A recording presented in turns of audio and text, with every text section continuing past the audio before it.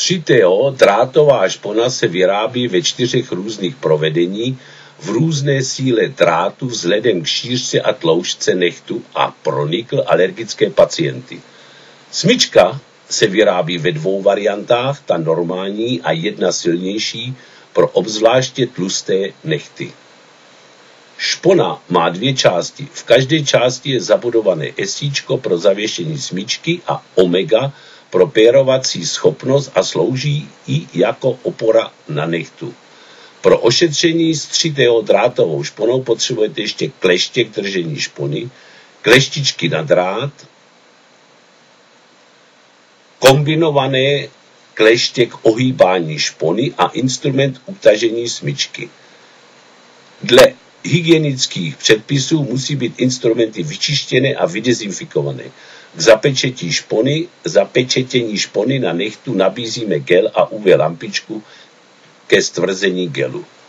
Ošetření začneme důkladnou dezinfekcí a použijte dezinfekční sprej nebo tkaninu napuštěnou v dezinfekci.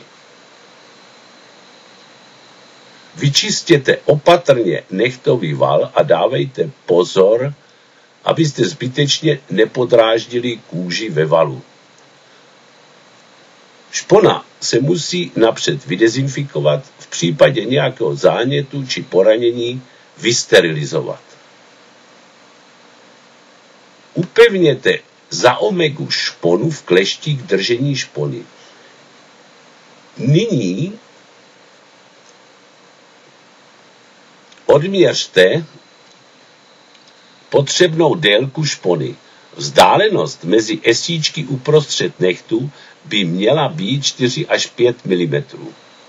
Po odměření kleštičkami k ohýbání špony ohněte drátek až do vytvoření tvaru U.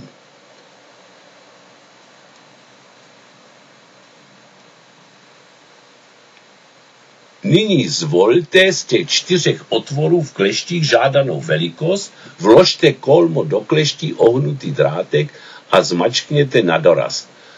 Drát musí být uvnitř kleští a nesmí přesahovat ven. Otočte ještě kleště trochu k sobě, tím zabráníte nerovnoměrnému ohybu drátu. Nyní odstřihněte zbytek drátu za esíčkem.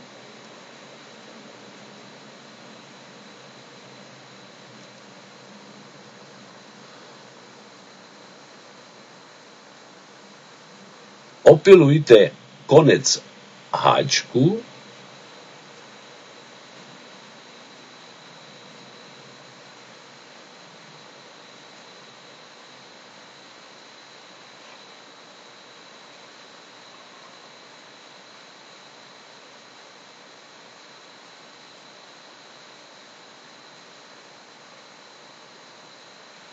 A pomocí kleští k ohýbání špony ohněte rameno špony přesně dle tvaru nehtu. Uchopte šponu do kleští za esíčko, vydezinfikujte ji a držte kleště jako tužku.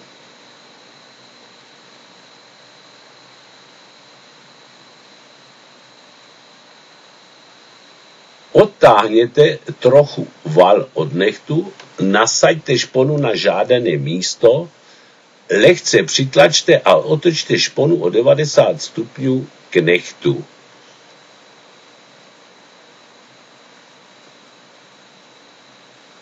Položte šponu na nehet. Omega má ukazovat ke kořeni nehtu. Nyní se přesvědčíme, jestli špona sedí přesně na nehtu a háček pacienta nedráždí. Jinak je třeba další úpravy špony. Druhou půlku špony připravíme stejným způsobem a zavěsíme na druhou stranu nehtu.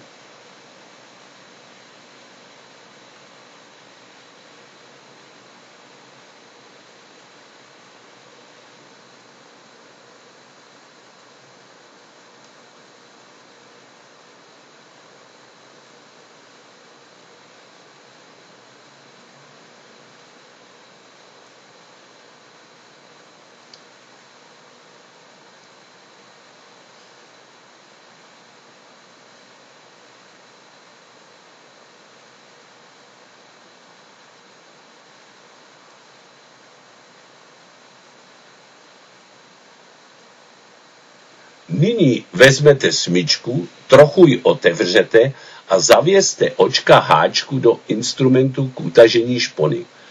Zavěste smyčku do esíček špony a prsty stáhněte šponu k sobě do kolmé pozice na nechtu předtím, než začnete smyčku utahovat.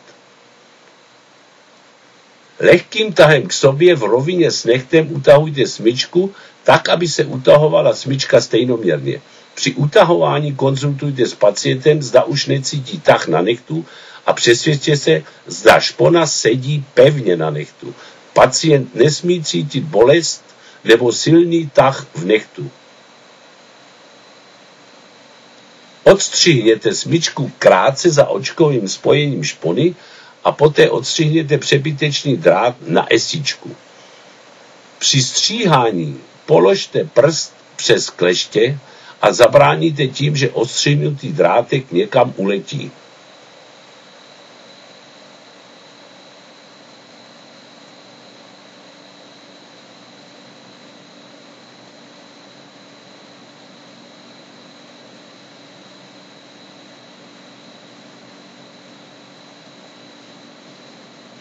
Šponu je třeba zapečetit kelem, aby ostré části špony netrhaly například punčochy. Na střed špony naneste trochu gelu, přikryjte spojení špon. UV lampičkou stvrďte gel cirka 25 vteřin z krátké vzdálenosti 2 až 3 mm a vytrvejte. Otřete čistícím polštářem mazlavý povrch.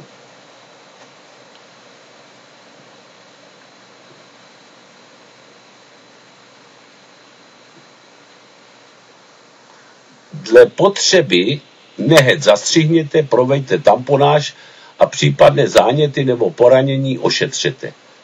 K odstranění špony prostříhněte očko spojující obě strany špony, rozdělenou šponu vyndejte z valů.